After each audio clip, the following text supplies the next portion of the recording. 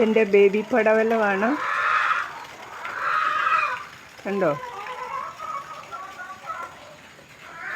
വിഷരഹിത പച്ചക്കറി വീട്ടിൽ ഉണ്ടാക്കുന്നു.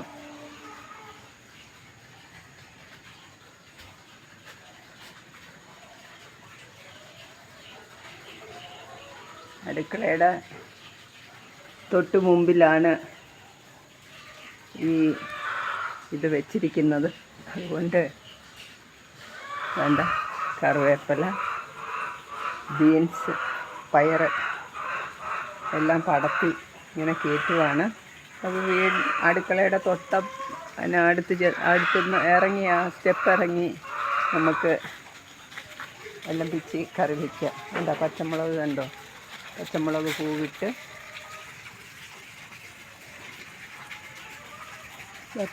തുടങ്ങി.